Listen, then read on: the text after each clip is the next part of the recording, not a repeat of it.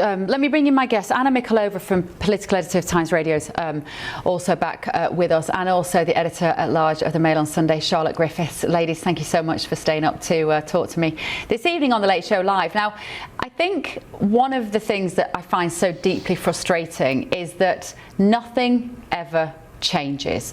And this just speaks to this idea that there is this corruptible, untrustworthy elite at the top of at the top of the country, basically at the top of the world, but let's look at it from a domestic perspective, that are running the country. Doesn't matter if you're Labour, doesn't matter if you're Conservative, maybe it doesn't matter if you're Reform either, I don't know, we're yet to see yet. But where do we go from here? Because trust in all power, Anna, is gone.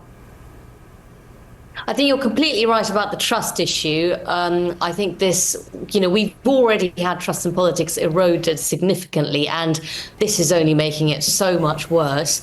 But, just to strike one note of optimism, let's put this slightly into perspective. Since it's been revealed that Peter Mandelson allegedly sent emails to Jeffrey Epstein while he was a serving government minister. So since those allegations came out as a result of that Department of Justice publication last Friday, we do have him now under a criminal investigation.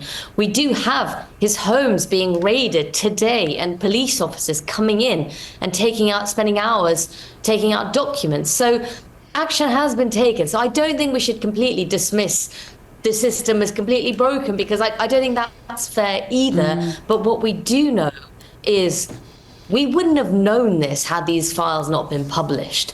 And we have Gordon Brown, the former Prime Minister, who's obviously, it was his government under which a lot of these papers were allegedly leaked. He writes in The Guardian tomorrow that this is forcing the UK to examine how easy it is in our country to trade secrets for wealth to gain access to power. So there certainly needs to be a serious look at lobbying, at political consultancy, and how politics interact. Every time your phone connects to public Wi-Fi, anyone nearby could snoop on what you're doing. Hackers can steal your information, passwords, photos, and bank details in just seconds. ExpressVPN encrypts your connection, making it virtually impossible for hackers to access your personal information. ExpressVPN is so easy to use. With just one click of a button, you're protected. Streaming, banking, or shopping, you can switch between high-speed servers worldwide in seconds, and your connection never slows down. Click the link in the description or scan the QR code to get up to 75% off, plus 4 extra months free, all backed by a 30-day money-back guarantee. Protect your online life today.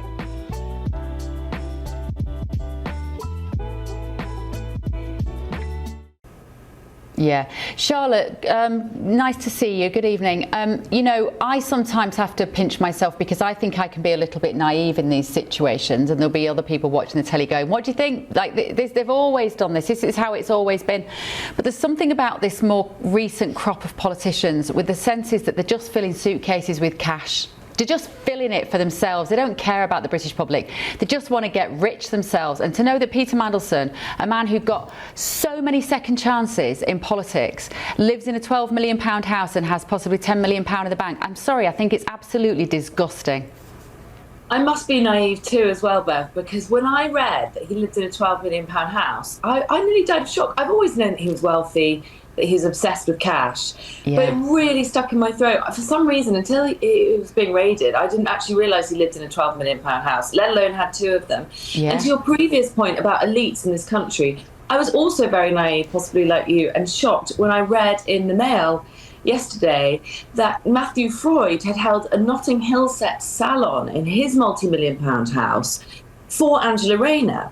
Now, Matthew Freud was the architect of, that original Notting Hill set, which was sort of David Cameron, among others, and they all kind of dressed in the same clothes, and they all wore Sefin by David Cameron's wife. And actually, one of the members of the extended set was Peter Mandelson.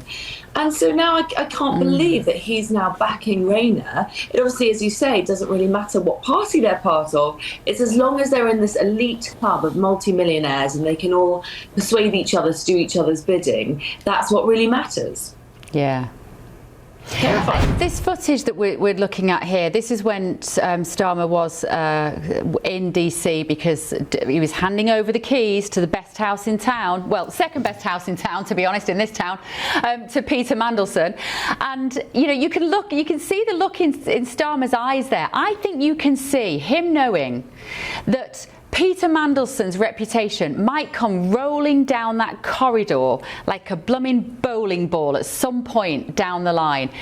Maybe he was just keeping his fingers crossed, Anna, and hoping that it would all be okay.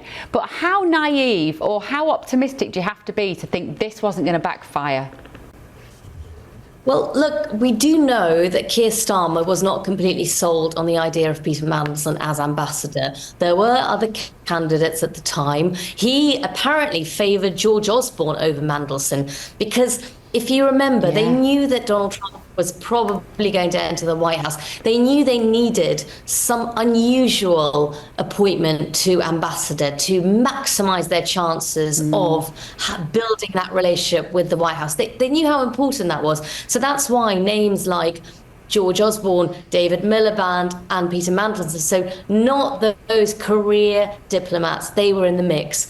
And it was Morgan McSweeney, Keir Starmer's chief of staff, who really pushed for Mandelson. You have to remember that before Labour came back into government, every big event, every big party event or fundraising drinks, Peter Mandelson was almost always there. He was very much in that circle of trust. He helped them back into power. He used his political nous, because he does have a lot of it. Let's not forget, he is a very good political strategist. He has a very good contacts book. He opened that contacts book for Morgan McSweeney and Keir Starmer, who don't have those connections to donors, to useful people, to strategists, all those things that are actually vital to getting into government. So that's, you have to remember that context, but none of it excuses the judgment lapse.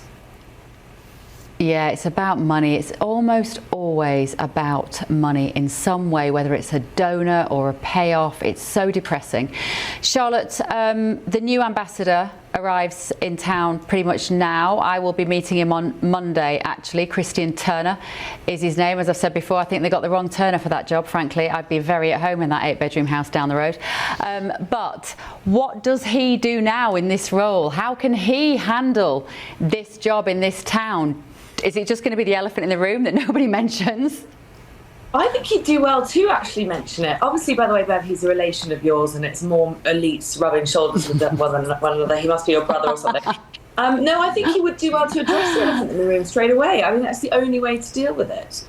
The thing is about George Osborne as a possible contender back in the day, and about Mandelson, is they have one thing in common. They're really good at being smarmy, sucking up. That is actually something you have to do. You have to, in this role, I think. So I think he's going to have to do a little bit of that, but a little bit of openness and honesty. And, maybe if these emails turn out to be messages between, Labour ministers turn out to be very unflattering towards Trump, he's going to have to do quite a lot of damage control as well. Yeah, very much so. Right, thank you both, ladies. Charlotte Griffiths, there, editor-at-large of The Mail on Sunday, and Anna Mikhailova, the political editor of Times Radio. Thanks, guys.